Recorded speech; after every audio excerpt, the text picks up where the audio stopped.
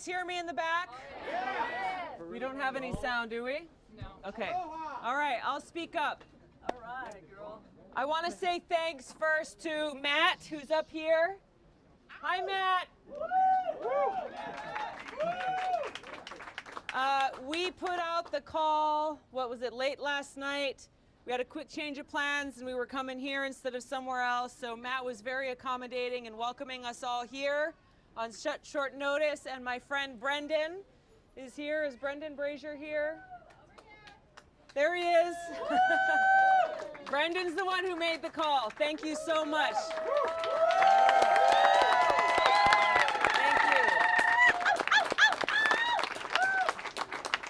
Most people would say an event with, like 12 hours notice would not be possible, but this is exactly what happens when we the people come together and say, yes, we can.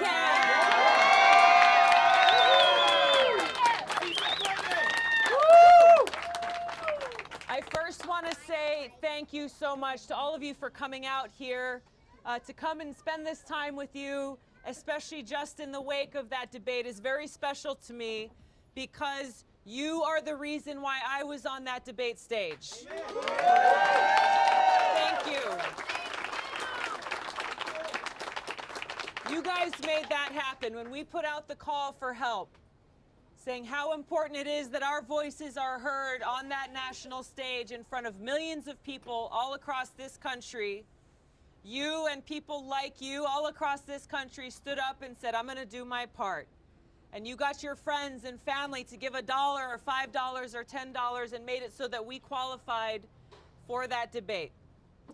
You understand how much of a difference that has made, even in the last few days since to now, where we have blown past the donation requirement for the third and the fourth debate.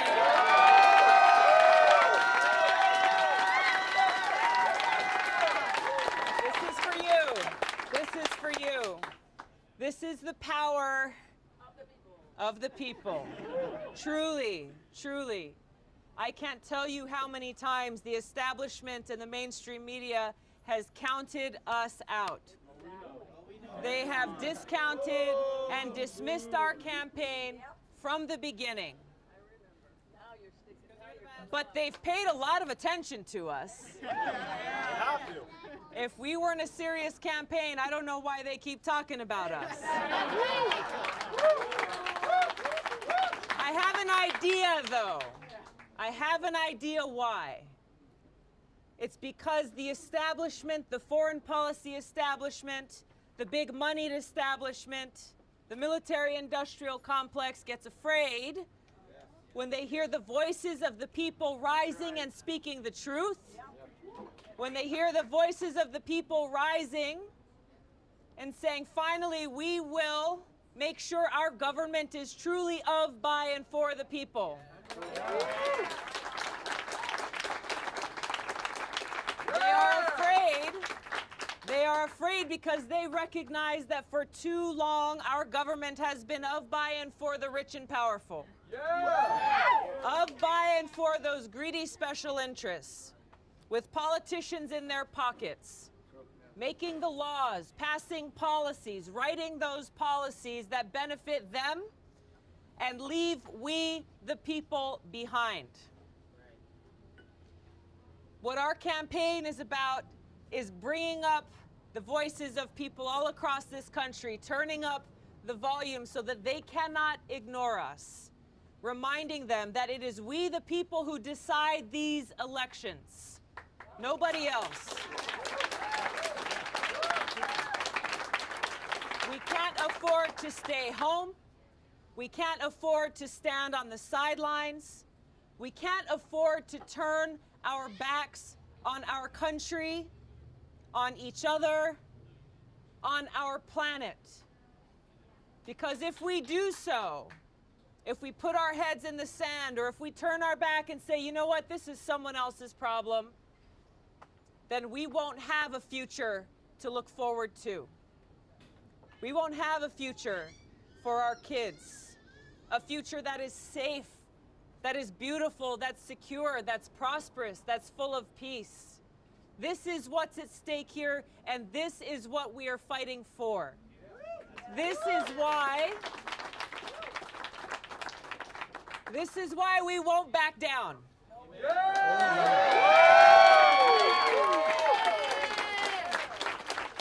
This is why we won't give up.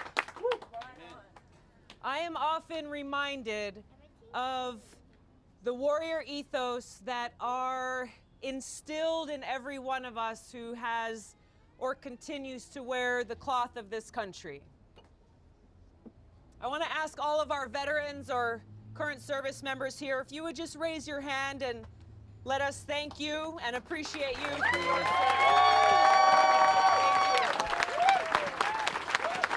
Thank you. So you understand what I mean when we talk about the warrior ethos. That I will always place the mission first. What is that mission? That mission is service. Service above self. Putting the well-being of our people and our planet first. I will never accept defeat. I will never accept defeat. True.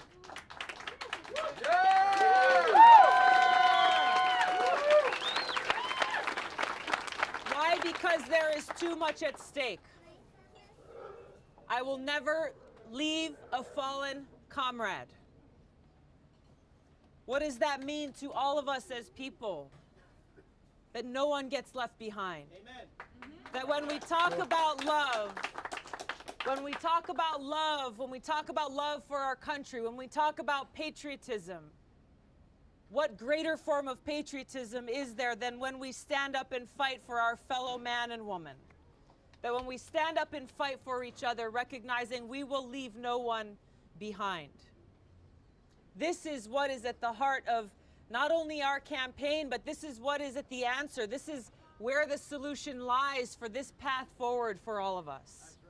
This is how we bridge these divides that exist in this country, with self-serving politicians and greedy corporate interests tearing us apart for their own gain, without thought for the harm and the consequence of the people.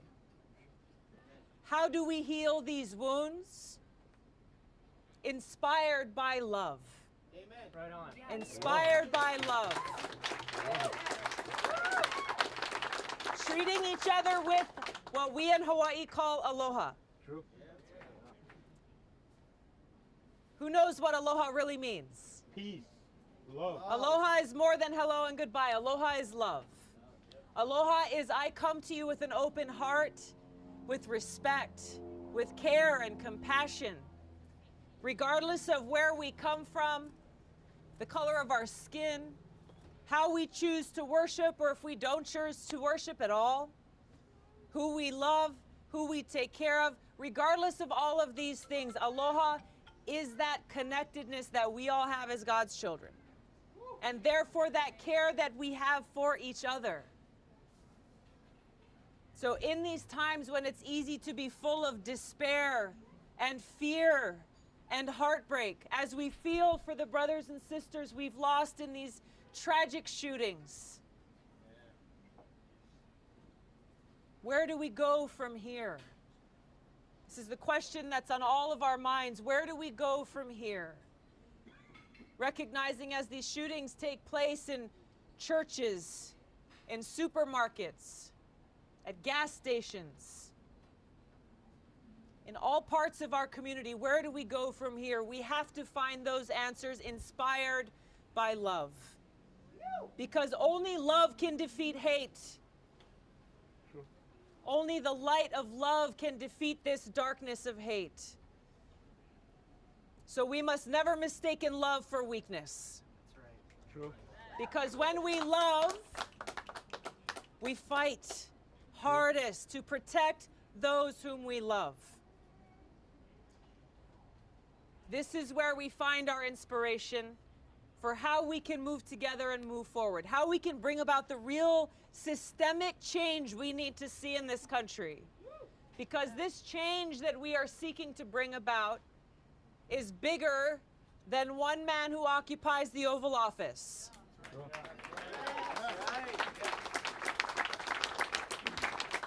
To pretend that the people were not suffering and struggling in this country prior to November of 2016 is wrong and it's naive.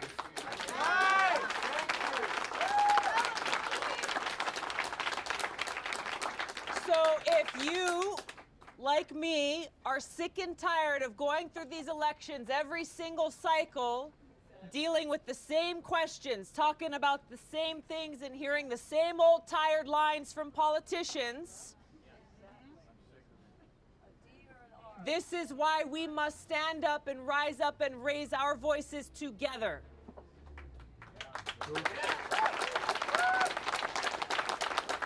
Because that is the only way that we really bring about this big change, this bold change that we need to see. And at the heart of this, and we can go down the list of issues, whether it's making sure that every single American has the health care that they need, making sure that we truly fix our deeply broken criminal justice system, ending the failed war on drugs and the federal prohibition on marijuana, taking bold action to protect our environment, to make sure that we have clean water and clean air,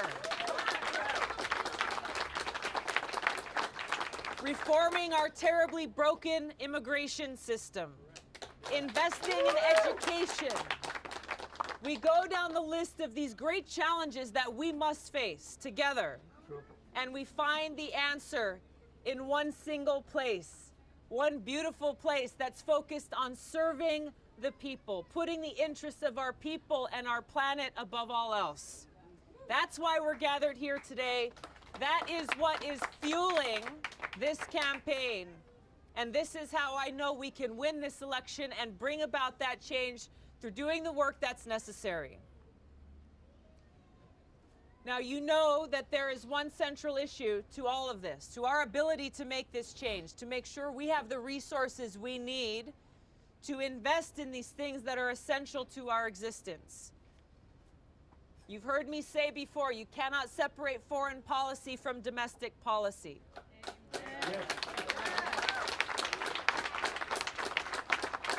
Why is that? And reporters ask me all the time, why do you always talk about the cost of war? That's just one issue among many. Ignoring the fact that since 9/11 alone, we have spent trillions of dollars. Over $6 trillion on these wasteful regime change wars. Wars that have taken thousands of our brothers and sisters' lives. Wars that have caused such death and devastation and destruction in the countries where we have waged them. Wars that have taken these precious resources, taxpayer dollars, out of our communities, out of our schools, out of our healthcare system. This is what we're talking about. Now, $1 trillion is kind of hard to wrap your mind around. What does that look like? How do you touch and feel $1 trillion, right? Do we got any trillionaires here? I don't know. Maybe we do. Exactly. Candidates rallies. So I want to break it down into a little bit of a smaller piece here. In Afghanistan, still, right now, we taxpayers are spending $4 billion every month. $4 billion every month going to Afghanistan. How does that relate to us here? I was meeting with a bunch of mayors from across the country recently. I served on the city council in Honolulu, and there's a piece of federal funding that every county and every city looks forward to every year called the Community Development Block Grant. Every year, we plan for how we'll be able to use those federal dollars to serve our community. $4 billion a month in Afghanistan, $3 billion a year for every city and county in this state to share. To share.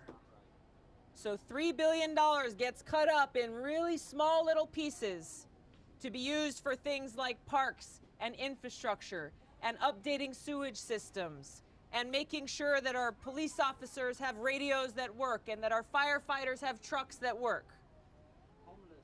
$3 billion a year, $4 billion a month. This is what we're talking about, and this is why I focus so much on this commitment and the leadership I bring to end these wasteful regime change wars, work to end this new Cold War we're in with escalating tensions between the United States and nuclear-armed countries like Russia and China, so that we can redirect those resources towards serving the needs of our people every single day right here at home.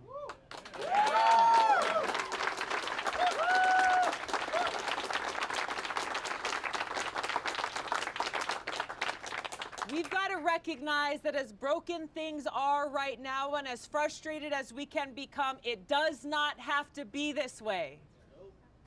It does not have to be this way. And I tell you, I meet people all the time who just throw up their hands and say, you know what? We're screwed. That's it. There's no way to make things better.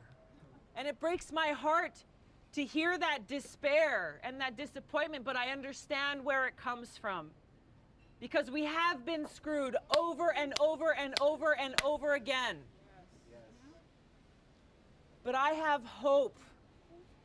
I have hope and I have faith in you, in the people in this country that is great because of the principles upon which we were founded. Those principles that promise us the possibility of a government of, by, and for the people, that show us that path towards equality and justice for all. We are not there. We are not close to being there. But the way that we get there is when we stand up for each other and with each other and strive always in our own small ways and in our own big ways towards that more perfect union.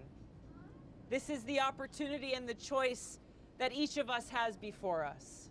And this is what gives me hope, because all around this country, I'm grateful to be able to spend time with people like you who care, who love, and who are ready to fight for our future. When I first ran for Congress in 2012, the establishment dismissed my campaign and said, there's no way you can win. We were told over and over again just to pack up and go home. But I didn't listen to them then, and I'm not listening to them now.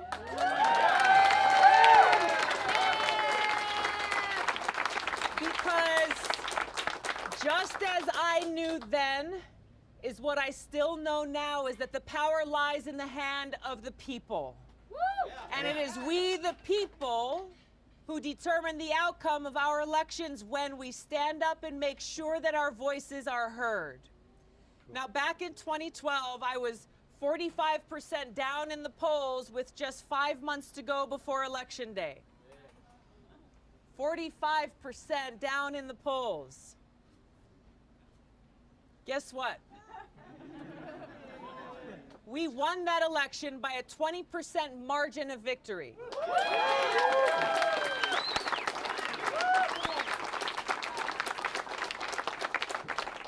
And you know, after I won that election, I saw and went to Washington, met a bunch of politicians. They said, that was amazing. A 65% jump in the polls in such a short period of time. Tell me, what scandal was there? How did this happen? Because this is impossible. And I told them, this is what happens when you focus on who has the power and who is most important. Not the political pundits, not the politicians, but the people. And the people made a clear choice in that election. And that is the choice that we have before us now in this election, in this Democratic primary. And you know that if you choose me as your Democratic nominee, I will defeat Donald Trump so we can begin this work for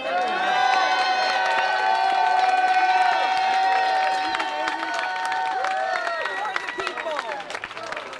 Tulsi, Tulsi, Tulsi, Tulsi, Tulsi, Tulsi, Tulsi, Tulsi, Tulsi, Tulsi, Thank you. open it up to hear your thoughts, hear your questions, but just again want to say thank you very much. My heart is full, and I'm grateful every day to be inspired by the hearts of every single one of you. Thank you very much. Thank you very much. Thank you. Yes. You mentioned criminal justice reform, and I'd love to hear some of your thoughts on what is good criminal justice reform and how do we get there? It's a great question about criminal justice reform and how do we get there. You know, this is one of these moments in time that I think it's required that we take urgent action, because it's one of the very few issues in the country where we have progressives and conservatives on the same page recognizing that we need change. We have the ACLU and the Koch brothers on the same page saying we need change. We have some of the most conservative, my conservative colleagues in Congress and some of the most liberal colleagues in Congress working hand in hand, sitting across the table from each other saying we need change. This was how we brought about the passage of the First Step Act. It was a prison reform bill, did not do everything that needs to be done, but took that important first step forward. Now, we passed this bill a few months ago, and just a couple weeks ago, there are over 5,000 people who have been freed from prison as a direct result of this bill passing.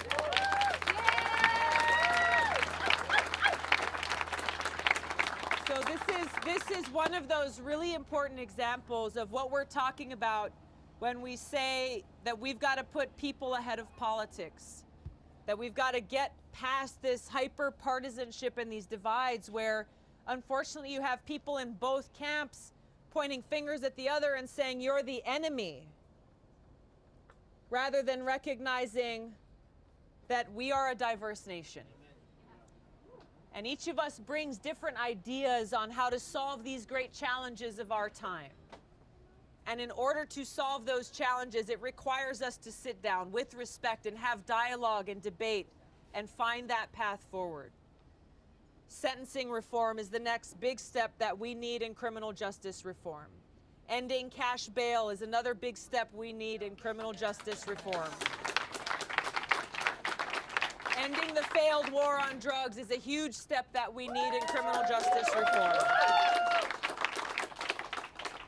There's a lot that we can and that we must do. This is one of those areas where I see as low-hanging fruit, as a great opportunity to bring about change that will impact so many people's lives, that will help their families, that will help to rebuild and strengthen the communities, the broken communities that they've come from. Thank you. Yes. Hi, my name is Mia, and I'm here representing Puerto Ricans in Action. And I want to thank you from the bottom of our hearts for being the only candidate to go to Puerto Rico in the past few weeks. Yes. In our history, there were 1 million people taking to the streets, and Tulsi walking in that protest right alongside of them. And thank you so much.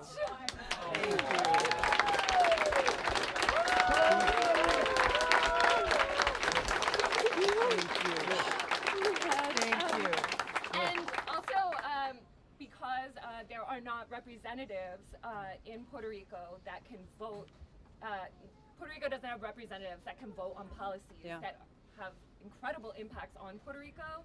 We in the diaspora have taken it upon ourselves to write a letter of support, and we were wondering if we could submit it to you. I would love to see it. With various policies regarding Medicaid and regarding recovery response, and a lot of urgent things where if we don't address these, maybe more people are going to die in the coming months than the hurricane. I have a question on Thank you. organizing. Please do send me that. I'd love to take a look at it. And as you talk about Puerto Rico, I was so grateful to have been there and to witness again firsthand exactly what we're talking about here. That the power of the people is what truly can bring about that change. And I saw a lot of cynicism from the outsiders looking in, saying, oh, okay, here's just another protest. They'll peter out, they'll lose energy, they'll eventually go home. But being there on the ground, I gotta tell you, what we saw and what we felt was a whole lot of love. There was dancing in the streets. People said, oh, you know, we stayed right in the middle of Old San Juan, right near where the protests were happening. And some of our friends were saying, oh my God, I'm afraid for your safety. What we saw was a big party happening out in the streets, man. Puerto Rico knows how to do it. But we saw how that made a change.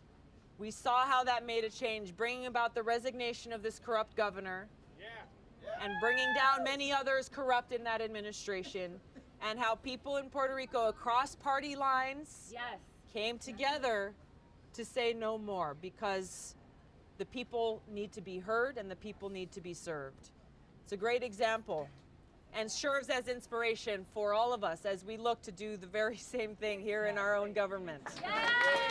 Thank you very much. Yes, sir. You spoke before of the terrible cost of war, Yes. whether it's in Afghanistan or Yemen or any of these other countries. And yet, you can't, there's no easy answer to these things. The Gaddafi regime went, then Saddam Hussein went. And then you recently said, and maybe you can articulate this, that Trump was supporting Al-Qaeda. You need to explain that, because we might be supporting Saudi Arabia and selling them weapons as opposed to Russia selling them weapons. But Al-Qaeda, I don't understand that. Sure. The question is about ending these wasteful wars and about a statement that I made in the debate about how President Trump is supporting Al-Qaeda. This is a very important question and gets to the heart of where I see we need that sea change in our foreign policy. First of all, while things across the Middle East have always and continue to be complex, our role is not that complicated. The problem with the decisions that have been made in our foreign policy in the past and what continues is the most important questions are not being asked and answered, meaning, will taking U.S. military action serve the interests of the American people or not? Will the United States military action make our country stronger and our people safer or not? And third, will this military action actually help the people in these countries, or will it make things worse off for them? So you mentioned Gaddafi in Libya. Look at Saddam Hussein in Iraq. Look at Assad in Syria. United States foreign policy has been one of the world's police, saying we're going to go in and topple these brutal dictators to help the poor people in these countries. But in each of these examples, we can look to see how the lives of the people in these countries has been made worse off because of our action. In Libya now we have terrorist groups, ISIS and Al-Qaeda, that are stronger than they ever were before. You have people being sold as slaves in open markets, something that wasn't happening before. We have to see these questions and the decisions that are being made here with clear eyes and not just act to make ourselves feel better.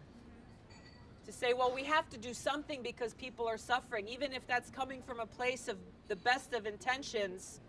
As the saying goes, the road to hell is often paved with good intentions. That's right. We have to think through what the consequences of our actions are. Now, what Trump is doing with Saudi Arabia, in continuing to supply them with more weapons, even as we in Congress have tried to stop them, in supporting Saudi Arabia's genocidal war in Yemen, killing tens of thousands of people, causing a genocide, causing millions more to suffer. And yes, Saudi Arabia providing direct support to Al-Qaeda, taking the weapons they get from us and then handing them off to Al-Qaeda in Yemen, in Syria, in other places. What to speak of the fact that Saudi Arabia continues to be the #1 funder and spreader of this extreme radical ideology, the Wahhabi Salafist ideology that is the fuel and the recruiting ground for terrorist groups around the world. We should not be allied with Saudi Arabia.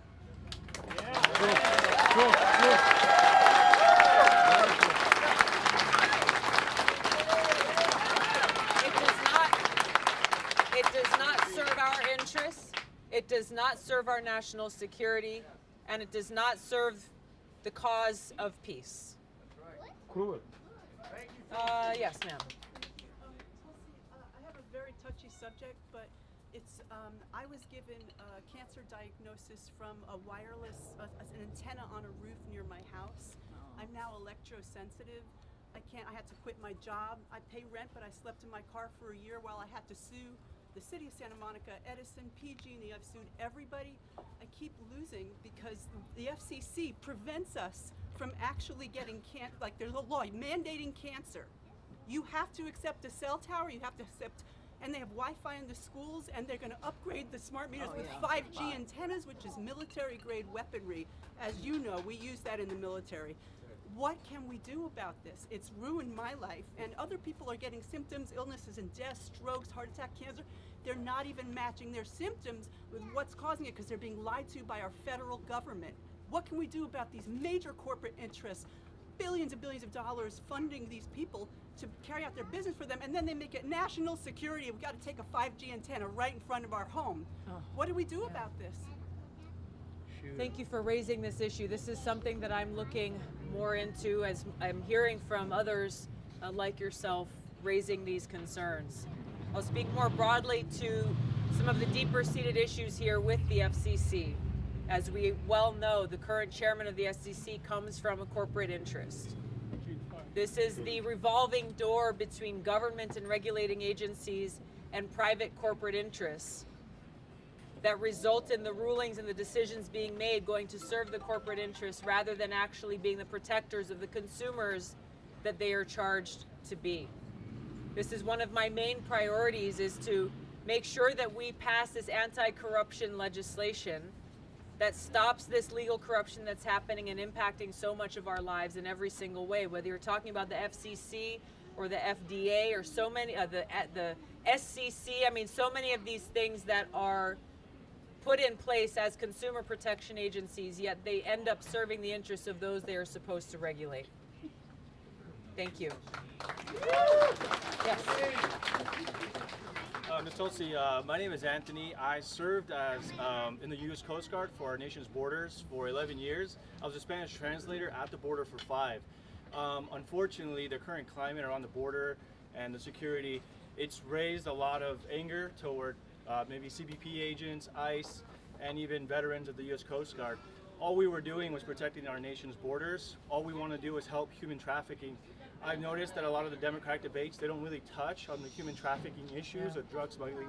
And I was just wondering, what is the plan for Democrats that I haven't really heard anything on for making sure that the human trafficking stops? Women are being violated. I mean, these are my people as well, you know, being Hispanic, Latino. These are people that are making that voyage, that are being raped, that are being sold into slavery, that are being sold into sex slavery as well.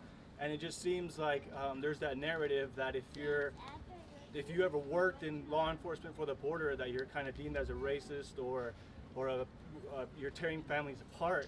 And it's been shown that if you remove people, these children, from their so-called families, I think an article just said 5,800 so-called families just this year alone were actually not families at all.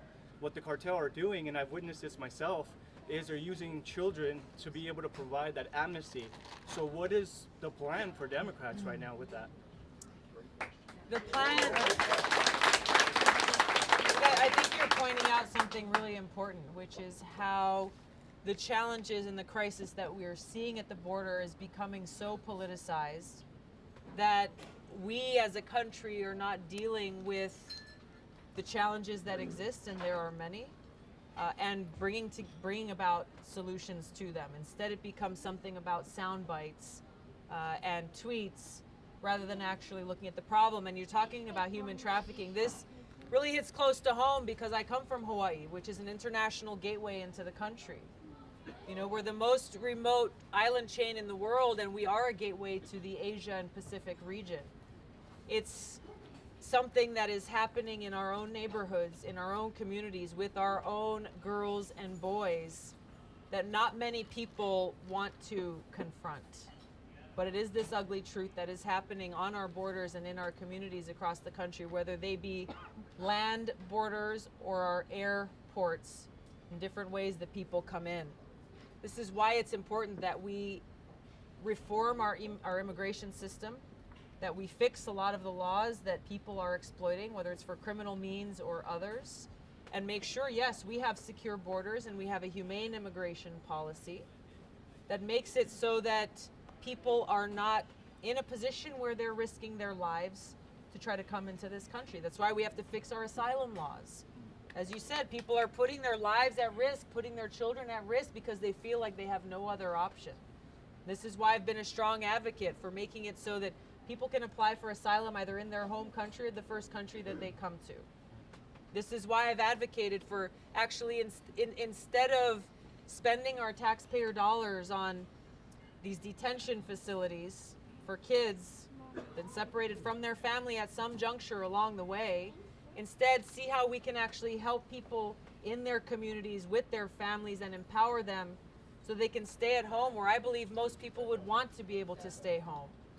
There's so much that we must do. We've got to look at this, the comprehensive problem that it is, and stop just reacting to the news headline of the day and then forgetting about it once the headline moves on. Thank you very much. Thank you.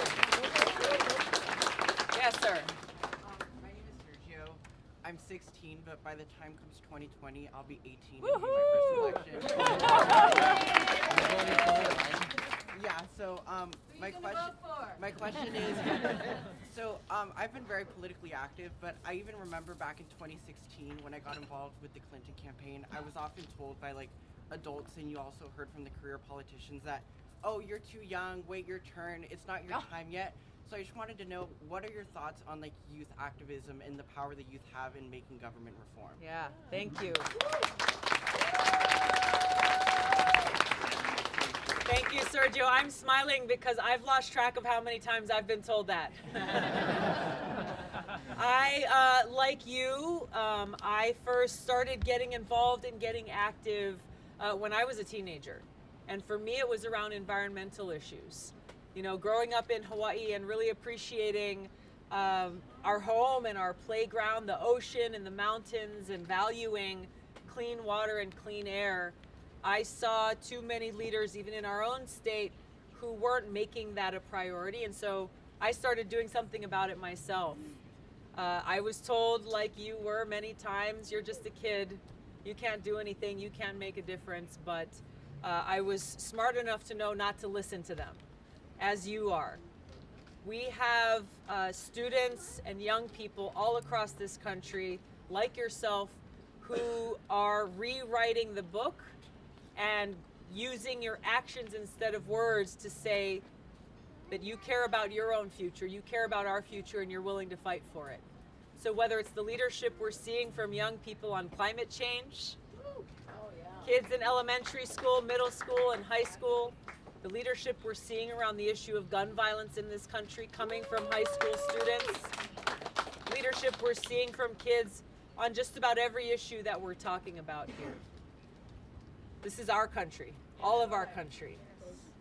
And this may be controversial. I don't know how this crowd will feel, but when I had the chance to vote in Congress for 16-year-olds to be able to vote in our election, I voted yes.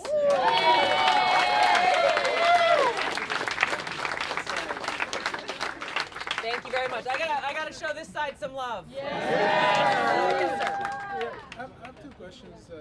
One about money and politics, and it's a very clear caveat in our system that it's a no-brainer. I'm surprised it's legal that people can pay politicians money and get their way with things. Yeah.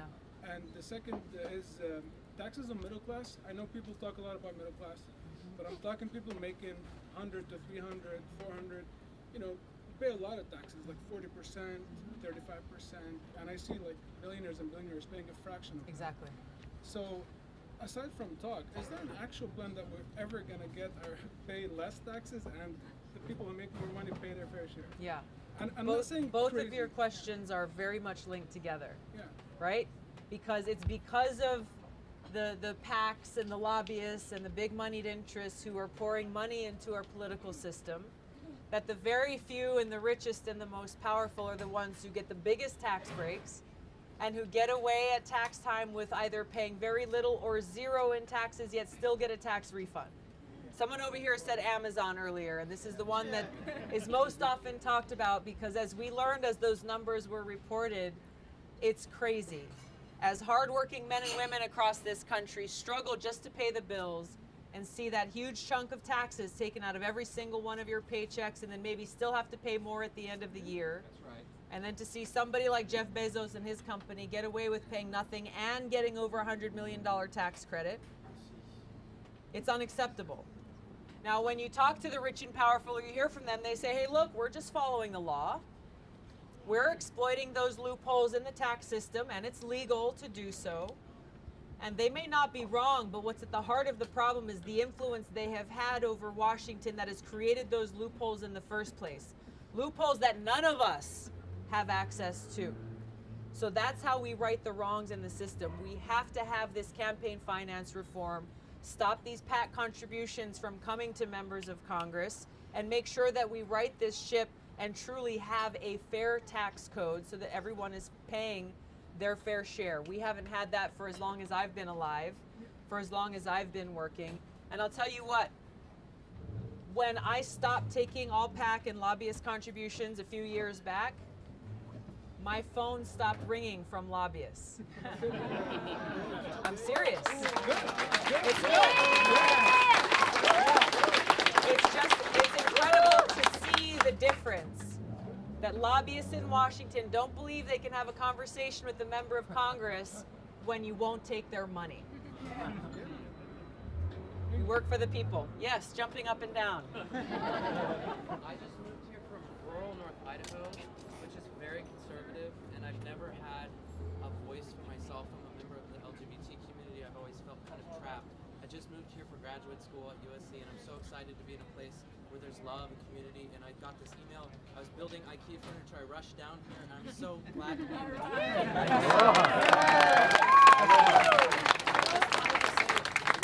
You being on Joe Rogan's podcast, you actually being out there and understanding the modern era, it actually makes me feel like there's hope. Because sometimes I wake up and I really am apathetic and really just kind of sad about where we're at.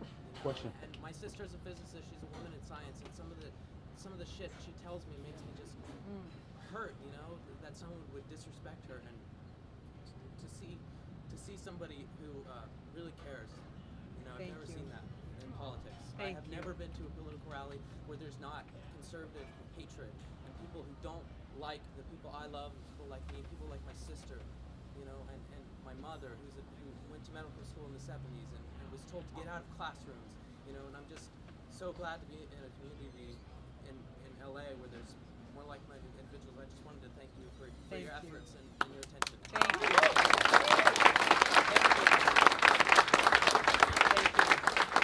Thanks for sharing your heart with all of us and sharing your hope with all of us. I'm glad you made the choice to come today, and I'm glad you're making that choice to join our movement here. Last one Thank from the you very rooftop, much. maybe? Yes, Bart? let's take one up top. Okay, hey. So, you know what? Everybody did a great job rallying before the candidate got here. We need to rally. All of us have to get together, and even though she really bagged on my tax bracket, okay? But what I'm saying is that all of us have to get out there. We've got somebody who is here answering questions. You don't meet candidates like this. Yes. This way we met her shows guts and a willingness to meet all of us. So let's all please step up. Tell our friends. We got to get her to 2% next debate. Yes. She's going to handle like she did last time.